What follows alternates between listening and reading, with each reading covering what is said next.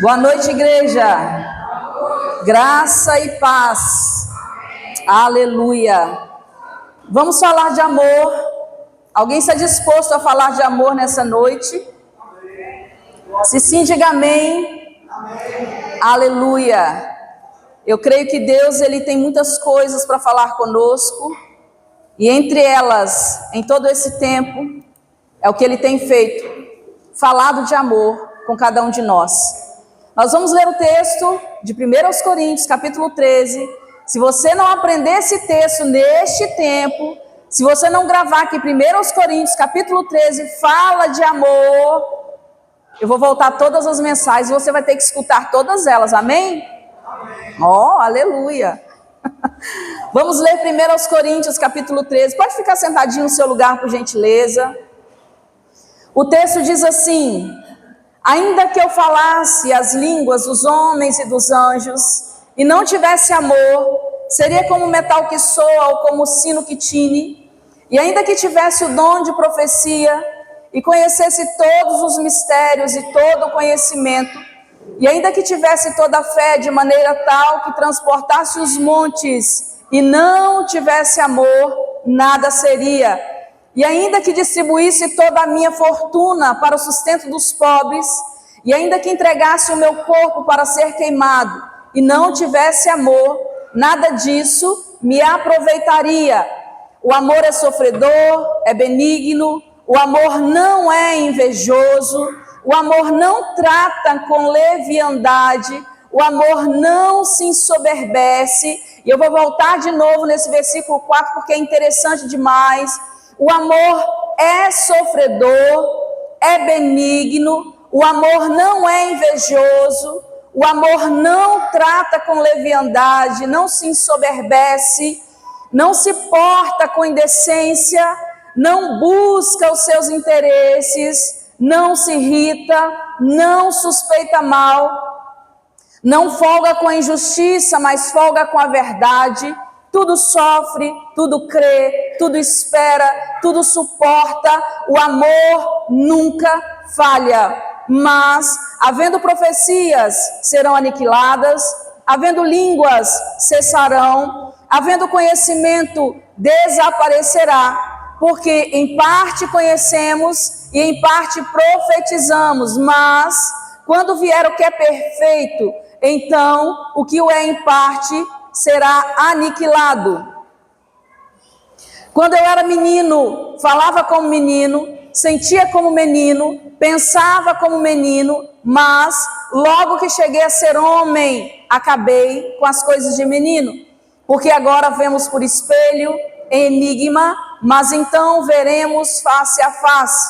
Agora conheço em parte, mas então conhecerei como também sou conhecido. Agora, pois, permanecem a fé, a esperança e o amor. Estes três, mas o maior destes é o amor. Você pode repetir isso comigo? Diga: o maior destes é o amor. Diga de novo: o maior destes é o amor. Eu não sei se você tem a impressão, mas eu geralmente tenho essa impressão quando eu ouço a respeito de 1 Coríntios capítulo 13, ou quando eu leio, quando eu estou estudando 1 Coríntios capítulo 13, eu fico pensando, eu fico imaginando, será que existe esperança para mim? Quando eu leio esse texto, quando eu estudo esse texto, eu tenho essa impressão, será que ainda tem esperança para mim? Porque quando o apóstolo Paulo descreve esse texto, quando ele fala desse texto, ele está descrevendo um cristão perfeitamente cheio de dons. Ele fala de todos os dons desse cristão, escrevendo essa carta aos 1 Coríntios, e essa carta alcança cada um de nós. Então ele descreve um cristão perfeitamente cheio de dons, e ele se refere a esses dons maravilhosos que Deus tinha usado, estava usando aquela igreja naquela época, e ele fala que está faltando alguma coisa, descrevendo esses dons. Então eu penso, lendo este texto, será que tem esperança para mim? Porque eu acredito que eu, como a maioria de nós que estamos aqui, como a maioria de vocês, talvez a gente tenha alguém diferenciado no nosso meio, mas eu acredito que como a maioria que está aqui, Alguns tiveram visões de anjos. Eu tive algumas visões de anjos, bem poucas, mas eu vi anjos algumas vezes. Conversei com anjos, não conversei com anjos. Eu já movi montanhas, como diz o apóstolo Paulo, por mais que você consiga mover uma montanha e dizer para ela, sai do seu lugar, se atire ao mar, e essa montanha fizer isso, mas se você não tiver amor, você não vai, isso não vai valer de nada, não vai ser nada na sua vida. Eu me lembro, vai eu me entregar dos meus tempos de nova convertida. Eu me lembro que quando eu era bem novinha na fé, e eu tinha uma fé, eu estava caminhando em uma fé extraordinária, só que eu não sabia que essa fé era uma fé irresponsável ainda, eu não tinha maturidade para isso. E quando eu li o texto, quando dizia, se você tiver fé do tamanho de um grão de mostarda, você vai poder dizer a este monte, sai deste lugar e atira-te ao mar, e isso vai acontecer. E eu me lembro que eu estava andando tão eufórica, tão maravilhada com o Senhor, conhecendo Jesus, eu não sabia realmente quem era Jesus, e eu estava tão apaixonada, eu estava vivendo uma vida de tanta intimidade, e eu pensei assim, eu tenho fé para isso. Se eu disser a esse monte, sai daqui, lança-te ao mar, de repente pode acontecer um maremoto, e pode acontecer uma tragédia pior do que aquilo que eu estou fazendo. Então eu peguei uma pedra, isso é de verdade, tá, irmãos? Eu peguei uma pedrinha, coloquei na palma da minha mão, e eu disse para aquela pedra assim, pedra, saia do lugar, em nome de Jesus. Eu tinha tanta fé que isso iria acontecer, e eu olhei aquela pedra, quase até o ponto de eu ficar vesga, mas nada aconteceu com a pedra. Eu acreditei que aquela pedra pelo menos ia se mexer na minha mão, mas isso não aconteceu. Eu pensei, gente, quem dirá transportar um monte? Então o apóstolo Paulo está dizendo de pessoas tão usadas por Deus, tão cheias de dons, e eu pensei, será que existe esperança para mim? Lendo este texto, pessoas tão usadas por Deus, que estavam vazias de amor, meu Deus, quanto mais eu, que não estou sendo tão usada pelo Senhor assim, nesse nível de dons espirituais. Ele fala sobre sofrer até a morte. Eu ainda, lógico, eu estou viva, aleluia, glória a Deus, eu ainda não sofri pelo Evangelho o que muitas pessoas já sofreram, o que muitos mártires já sofreram, não sofri até a morte ainda. Já orei por muitas pessoas, irmãos, muitas pessoas que precisavam de milagres, e eu confesso para você que eu acreditava que Deus faria um milagre instantâneo na vida de algumas pessoas, nem que fosse curar dor de cabeça. Pastora, hora que eu estou com dor de cabeça. E de repente eu orava e nada acontecia. É claro, depois, quando a pessoa ia para casa, depois de algum tempo, Deus faz um milagre no tempo dele, não é no nosso tempo, não estou me justificando. E a pessoa geralmente ficava curada. Mas muitas pessoas que eu orei pedindo para que Deus ministrasse cura, essas pessoas não tiveram respostas. E eu penso, será que tem esperança para mim diante de um texto como esse que fala de amor? Eu tenho buscado na minha vida, nessa caminhada cristã, eu tenho buscado ser uma boa cristã. Eu tenho buscado ser uma pessoa honesta, eu tenho buscado ser uma pessoa temente a Deus, assim como você que está aqui nessa noite, tem buscado viver uma vida de santidade, mas assim como eu sei que eu devo melhorar, que eu preciso melhorar em muitos aspectos. Eu acredito que da mesma forma, se você analisar a sua vida, se você analisar o seu cotidiano, você vai pensar da mesma maneira que eu, tem coisas que eu ainda preciso melhorar. Em tudo que eu tenho feito para o Senhor, a maneira que eu tenho buscado o Senhor, as coisas que eu tenho feito para Deus, eu acredito, eu creio que é com bem menos amor do que eu deveria fazer. Por isso, quando eu me deparo com esse texto, eu penso, será que existe esperança para mim? O apóstolo Paulo, quando ele escreve essa carta de 1 Coríntios, capítulo 13, ele escreve aos Coríntios, mas também para nós, porque ele está escrevendo essa carta não é para o ímpio, não é para as pessoas que estão lá fora, não são para as pessoas que não conhecem o Senhor, que não conhecem Deus. O apóstolo Paulo escreveu essa carta justamente para os cristãos. Ele escreveu para o corpo de Cristo, ele escreveu para a igreja cheia de dons e talentos, mas vazia de amor. Só que eu louvo a Deus, porque o apóstolo Paulo foi um homem tão usado pelo Senhor, e nessa carta ele mostra uma saída, E essa saída é a graça do amor de Jesus que traz esperança para pecadores sem amor. Nós não somos santos, nós somos pecadores que não vivem na prática do pecado. Nós lutamos dia após dia contra a nossa carne. O Espírito de Deus que está em nós milita contra essa carne para lutar contra o pecado, porque nós não queremos pecar, para não ofender a santidade de Deus. Isso se chama temor ao Senhor. Então o apóstolo Paulo traz essa graça do amor de Jesus através desse texto para pecadores como nós, para pecadores sem amor. E todas as vezes que nós ouvirmos falar de amor, deste amor verdadeiro, todas as vezes que nós falarmos de amor com alguém, todas as vezes que nós lemos o texto como esse, falando de amor, nós temos que voltar os nossos olhos e voltar o nosso coração para Jesus. Porque o amor que está descrito aqui neste texto, neste capítulo, é o amor de Jesus. O amor que o apóstolo Paulo está fazendo referência neste texto, um amor tão limpo, um amor tão puro, um amor tão honesto, é o amor de Jesus. Por isso nós precisamos voltar os nossos olhos e coração para este amor. É impossível amar com este amor? Não, porque Jesus diz que nós precisamos aprender dele. Assim como o Senhor foi, nós precisamos ser exatamente como ele é. E cada versículo que nós lemos neste texto, cada expressão de amor que nós ouvimos falar ou que nós lemos, isso nos faz retornar repetidas vezes. Cada ponto que a gente lê nos faz retornar repetidas vezes a história de Jesus. E se você conhece a história dessa cruz vazia, você sabe que o ápice do amor de Jesus está justamente no seu sacrifício. Eu quero que você entenda que nós jamais vamos aprender a amar sem nos relacionar com Jesus. Se nós não nos relacionarmos com Jesus, estou dizendo de ter uma vida de intimidade com Ele, nós não vamos aprender a amar.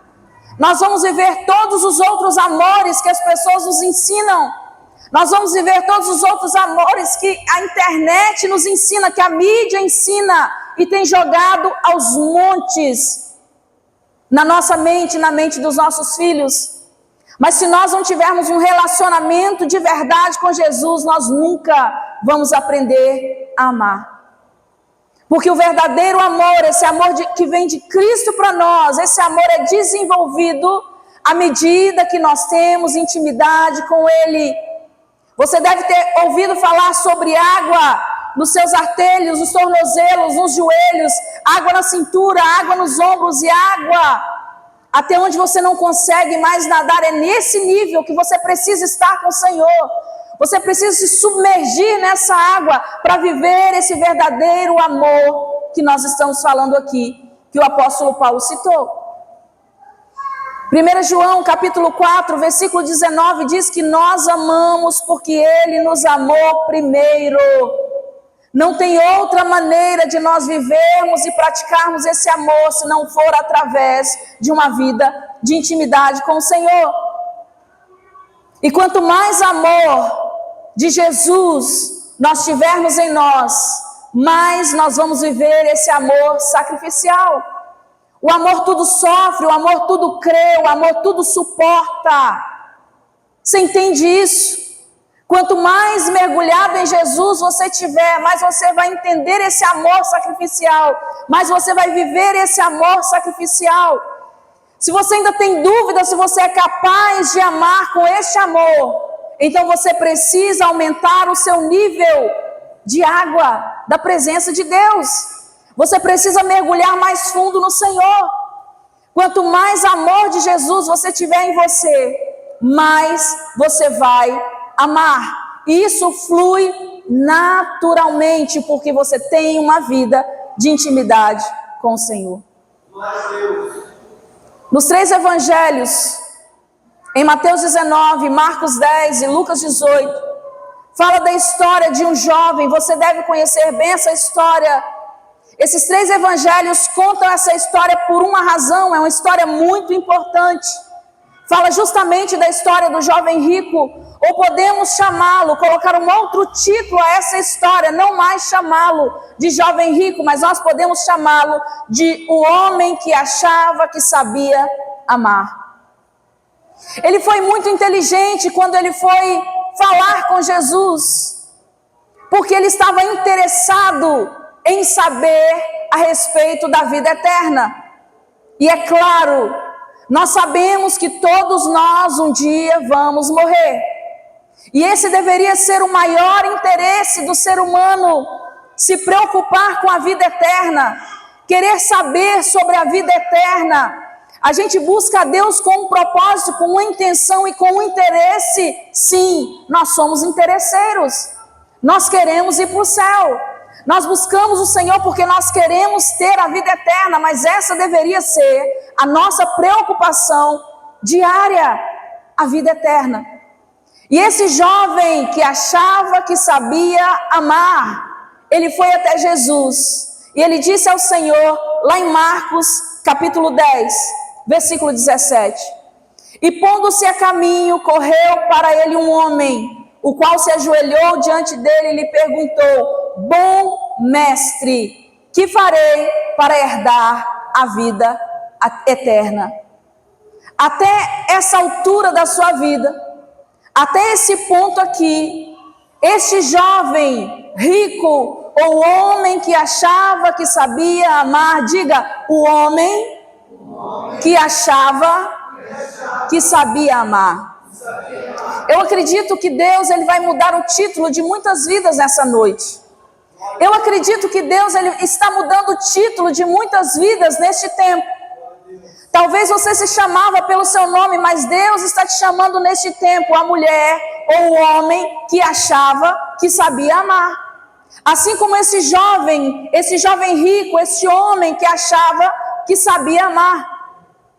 Ele achava que a salvação era consequência daquilo que ele fazia e não do que ele cria. Ele achava que por ele estar fazendo, se ele tivesse uma conversa com Jesus, bom mestre, o que eu preciso fazer para herdar a vida eterna? Mas ele já estava numa condição de, eu já estou no céu. Eu estou nessa terra por enquanto, mas eu já estou no céu, porque eu faço muitas coisas. Mas Efésios capítulo 2, no versículo 8 diz, porque pela graça sois salvos por meio da fé, isso não vem de vós, isso é dom de Deus. Isso não vem das nossas obras, para que a gente não se glorie. Por isso a salvação ela não vem de nós. Se dependesse das nossas obras, Jesus não precisaria ter morrido na cruz do Calvário. Nós cremos nesse sacrifício e por crer nesse sacrifício, rendemos a nossa vida, porque nós sabemos que nós precisamos alcançar a vida eterna.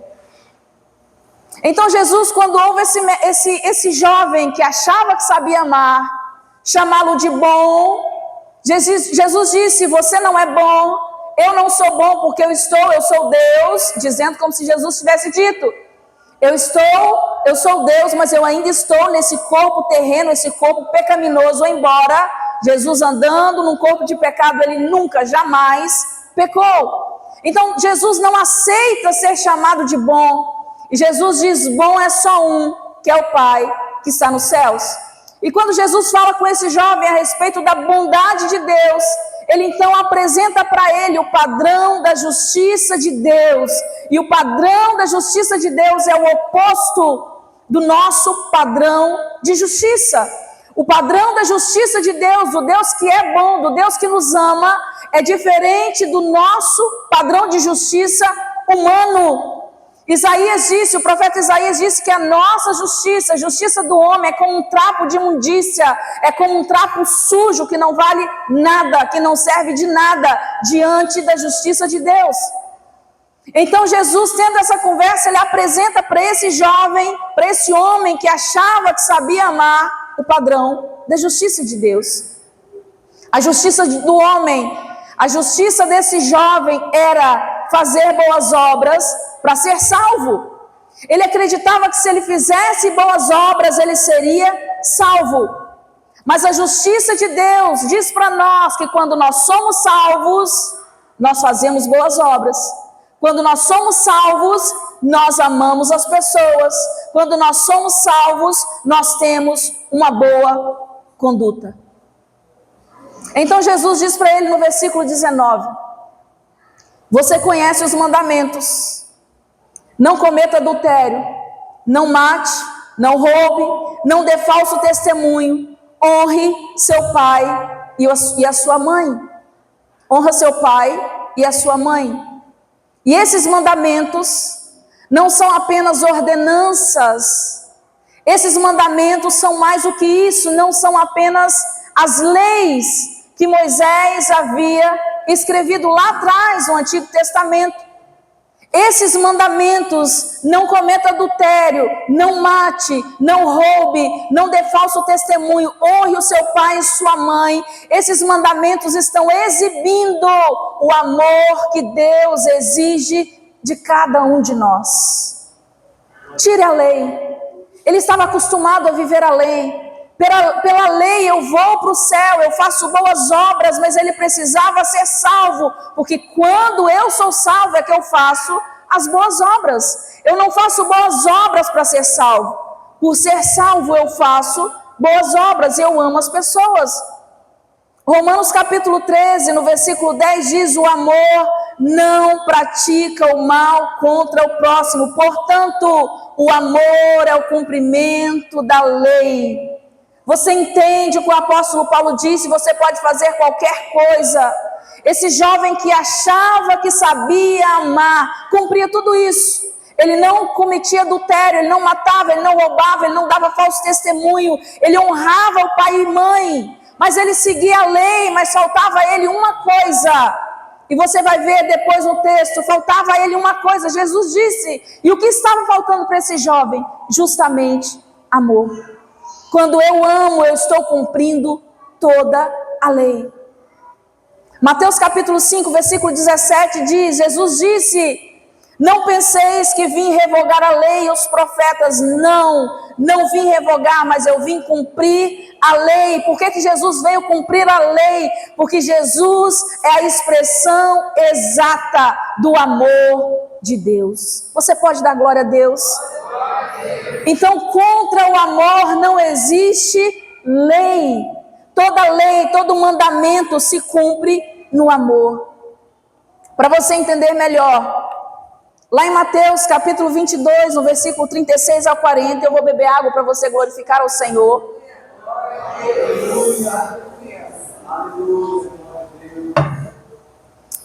Mateus 22, 36 ao 40 diz: os discípulos perguntando para Jesus: mestre, qual é o grande mandamento da lei?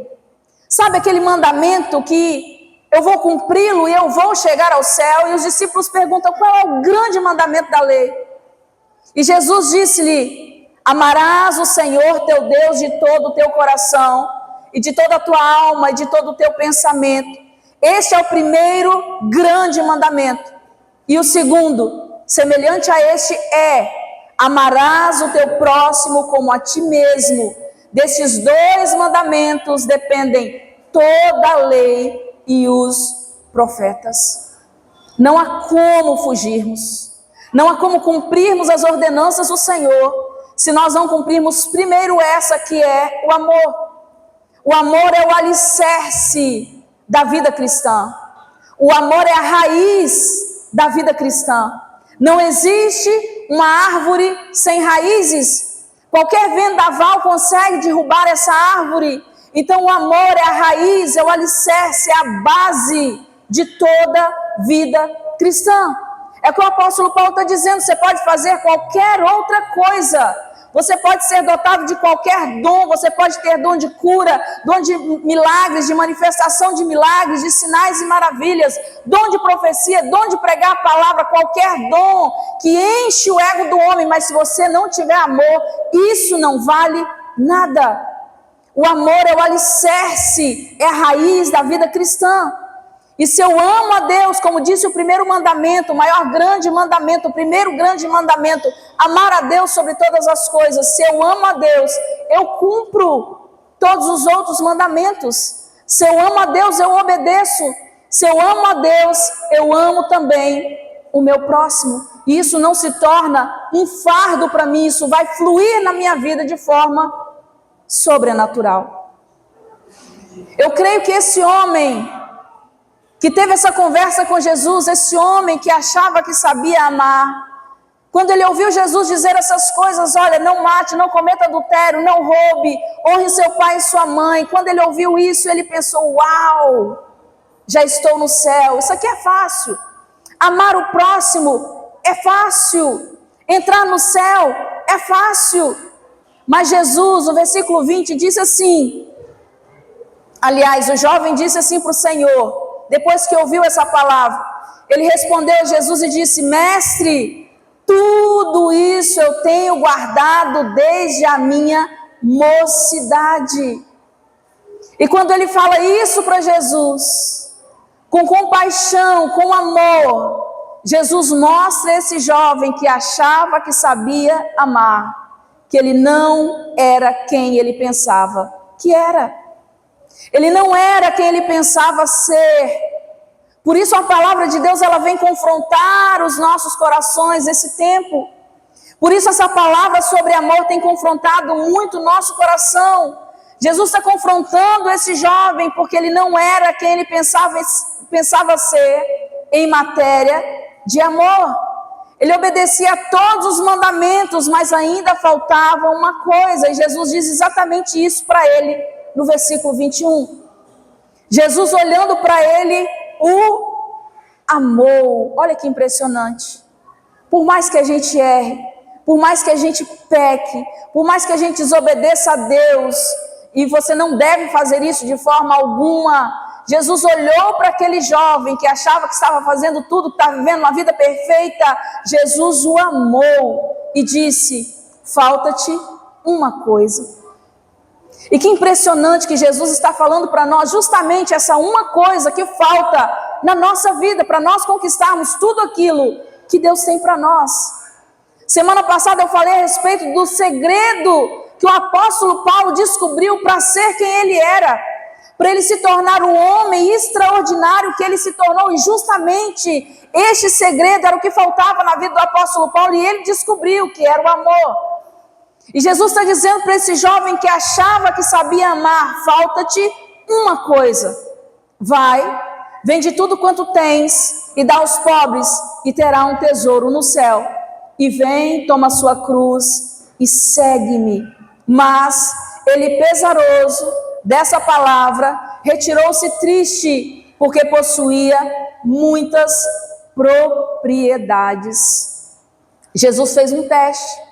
Jesus testou o coração daquele jovem justamente naquilo que ele tinha uma debilidade enorme.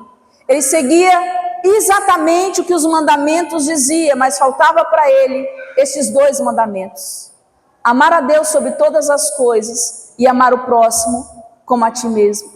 E o que nós precisamos entender com essa palavra? Nós precisamos entender que é impossível amar o nosso próximo sem primeiro nós amarmos a Deus. Porque é Deus que nos ensina como amar.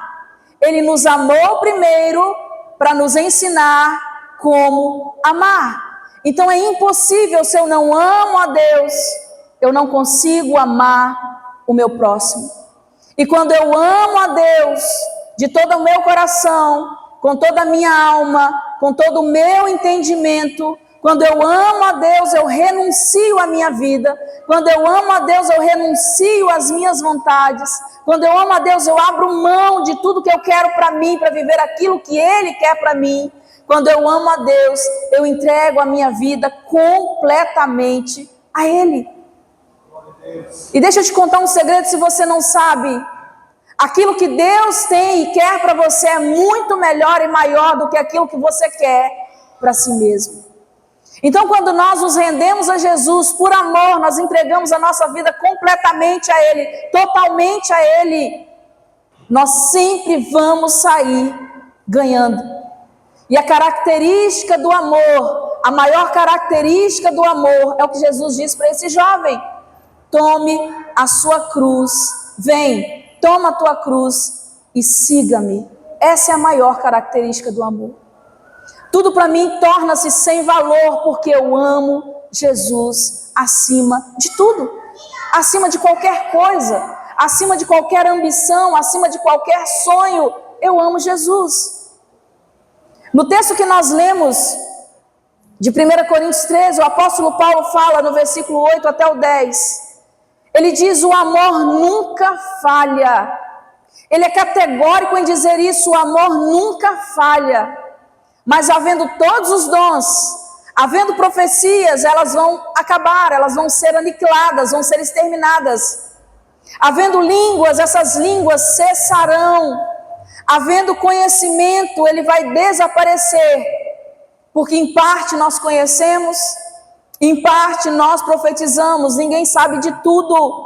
Em parte conhecemos, em parte profetizamos, mas quando vier o que é perfeito, então o que o é em parte será aniquilado. Essa parte aqui é impressionante demais. Então, quando vier o que é perfeito, isso está se referindo a Jesus. Paulo está fazendo referência a Jesus. Quando Jesus vier, esses dons vão ser usados por um tempo. A igreja precisa usar esses dons por um tempo, para manifestar a presença, para mostrar a presença de Deus.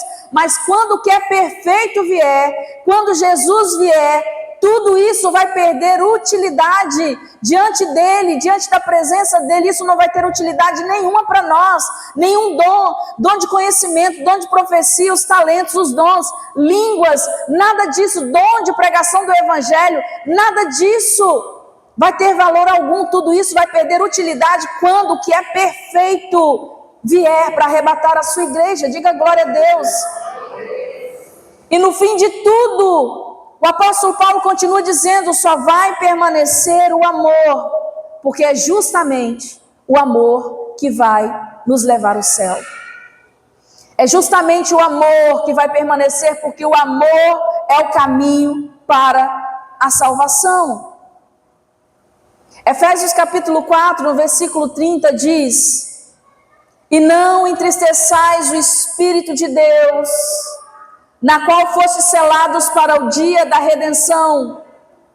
Na Bíblia Viva diz: não façam o Espírito Santo entristecer-se pelo modo que vocês vivem. Isso aqui é duro, tá? Mas olha que tremenda essa realidade para nós.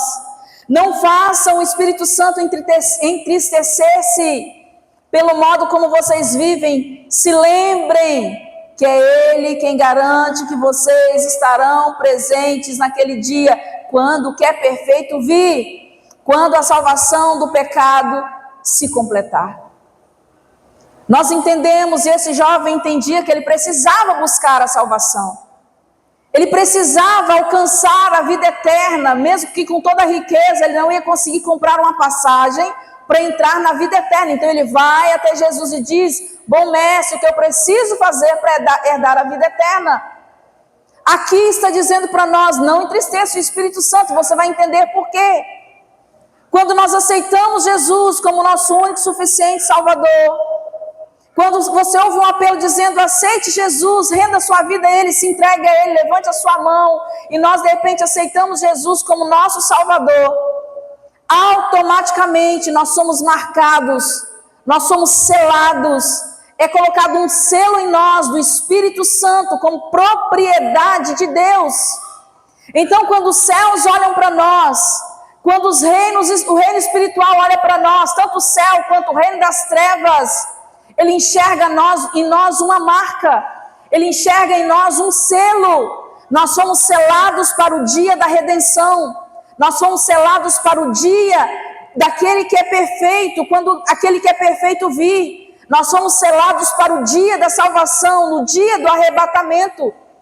E o selo do Espírito Santo vai ser a chave que vai separar aqueles que irão para o céu e aqueles que não irão para o céu. Diga glória a Deus. Por que nós não podemos entristecer o Espírito Santo? Ele é o selo que garante a nossa salvação. Em Gálatas capítulo 5, fala dos frutos do Espírito. E olha que impressionante. O primeiro fruto do Espírito que o apóstolo Paulo fala em Gálatas capítulo 5 é justamente o amor. O amor de Deus, que é a essência de Deus que está em nós, impregnada em nós. Esse amor, ele nunca vai nos conduzir para as obras da carne. Se nós temos tido manifestações, atitudes que manifestem obras da carne, isso está contrário à essência de Deus que está dentro de nós, que é o amor de Deus que foi colocado, que foi derramado nos nossos corações. Então essa essência de Deus nunca vai nos conduzir para praticar obras da carne. O que são obras da carne? Tudo que é o oposto ao amor que Deus plantou dentro de nós. Mas o amor de Deus, ele sempre vai nos conduzir para os frutos do Espírito.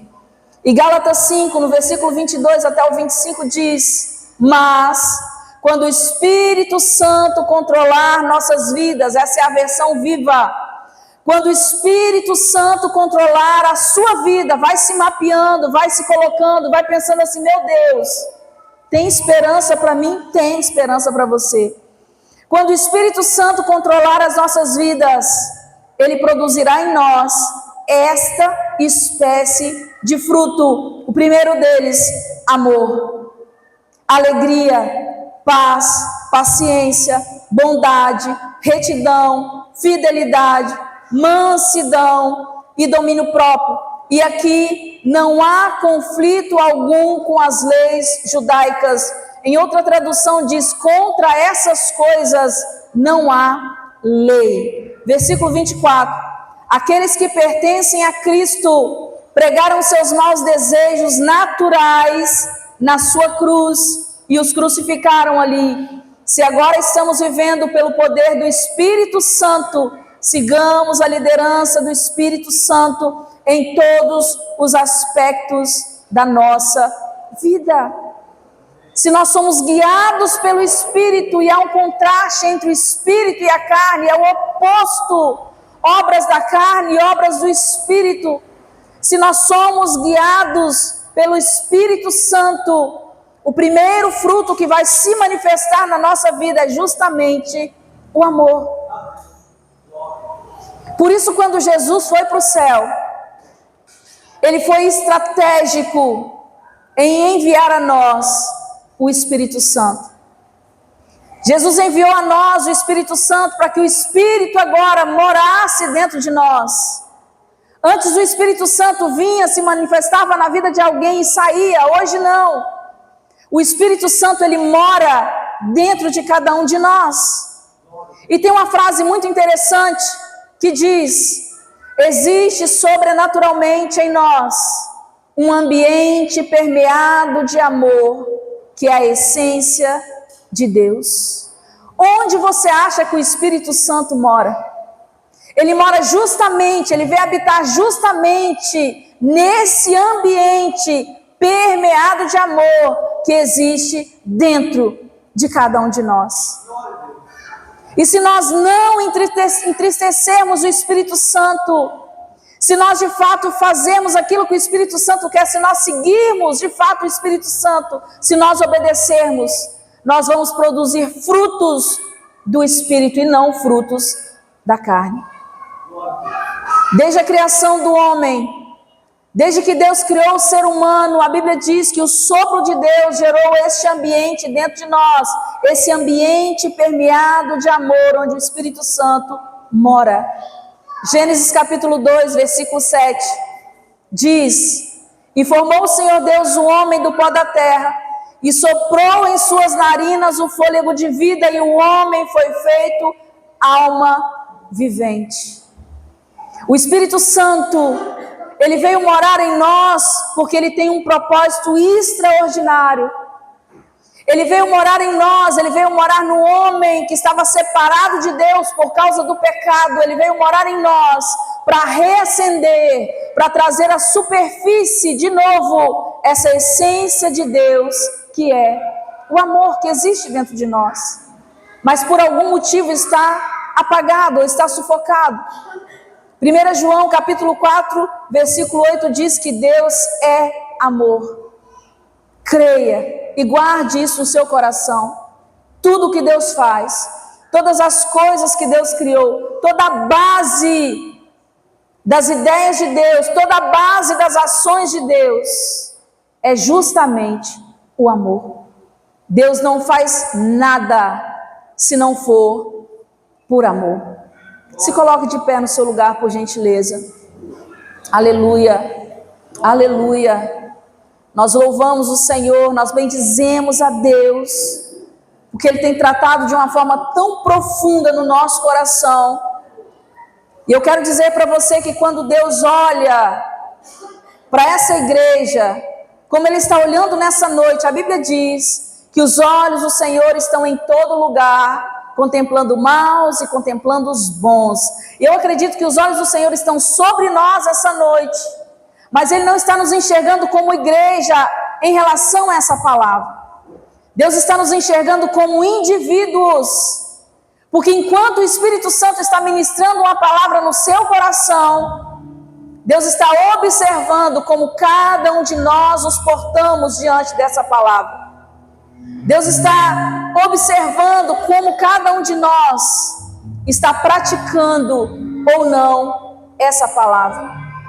E a minha oração é que o Espírito Santo tenha ido tão profundo no seu coração, a ponto de deixar você sem saída, a ponto de levá-lo ou de levá-la a tomar uma decisão nessa noite. Deixar de praticar as obras da carne e começar de fato, se você tem andado no Espírito, começar a praticar as obras do Espírito. E a primeira delas é o amor. Feche os seus olhos, por gentileza. Aleluia.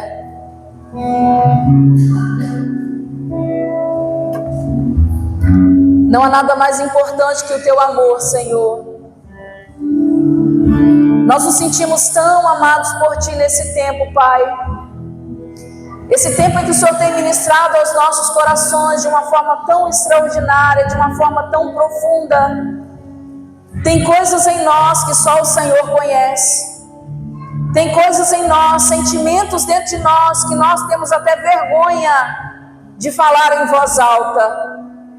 Tem sentimentos dentro de nós, meu Deus, que só o Senhor e nós mesmos conhecemos. Mas nessa noite nós queremos orar ao Senhor e te pedir, Deus, que o Teu Espírito Santo, que habita em nós, possa manifestar esse ambiente que está permeado de amor dentro de nós. Que o Teu Espírito Santo nos ajude, Senhor, e traga à tona esse amor que foi plantado no nosso coração quando o Senhor soprou, quando o Senhor deu sopro de vida, parte do Senhor, e foi colocado dentro de nós. Deus é amor. Nós entendemos que o Senhor é amor, e toda a manifestação do Senhor na nossa vida é justamente a manifestação deste amor. Nós te louvamos porque por causa do seu amor nós ainda estamos aqui tendo a oportunidade de ouvir essa palavra. Por causa do seu amor nós ainda temos a oportunidade de fazer uma escolha nessa noite. Não sabemos o que vai ser daqui a pouco. Deus, se temos guardado os mandamentos, mas se não temos amado o Senhor, nada disso serve. Se nós temos vindo à igreja, cantado, dançado, pregado, ouvido a Tua palavra, se não tiver amor, nada disso vai ser aproveitado, Deus. Diante do Senhor essas coisas não têm valor, porque o mais importante para o Senhor, ó Deus, aquilo que nos liga à Tua presença, aquilo com que faz com que os céus se manifestem, com que os céus se abram sobre a nossa vida, aquilo que faz, meu Deus, como que a Tua presença se manifeste nesse lugar, e que a Tua glória, Senhor, nos inunde, é o amor do Senhor manifesto através das nossas vidas. Nós te oramos essa noite, Deus, para que corações indecisos possam se decidir pelo Senhor. Que corações, meu Deus, indecisos possam voltar depressa para o Teu ambiente de amor. Possam voltar depressa para a tua presença, Pai. Nós te oramos nessa noite, te pedimos, Espírito Santo, continue ministrando conosco. Há muito que o Senhor quer tratar e ministrar no nosso coração. Tem pessoas que precisam se arrepender dos seus pecados, porque não amar é pecado. O amor é um mandamento, e nós precisamos obedecer o mandamento do Senhor, que é amar. Aquele que precisa pedir perdão porque tem andado contra os frutos do Espírito, contra o amor, que é o fruto do Espírito Santo, que se arrependa nessa noite e se volte inteiramente ao teu amor, Pai, em nome de Jesus. Ouvindo os fariseus a lhes falar que a lei de Moisés me condenava por meus erros, mas nenhuma pedra ele pegou pra me apedrejar. Eu só tinha os meus pecados pra lhe oferecer, mas mesmo assim me amou, mas mesmo assim me amou. Com uma frase atira pedra, quem nunca pecou, ele me perdoou, ele me perdoou. Sua irresistível graça me alcançou. Quem é esse que era sem pecado e não me condenou? No lugar da morte, vida me ofertou. O Cordeiro que por mim se entregou e os meus pecados levou.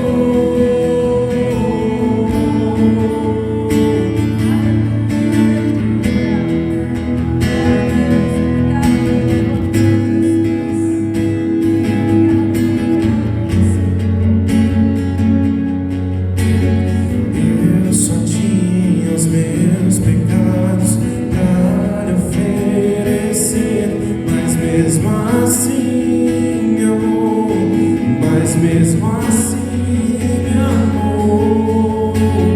Com uma frase atira a pedra, quem nunca pecou, ele me perdoou, ele me perdoou.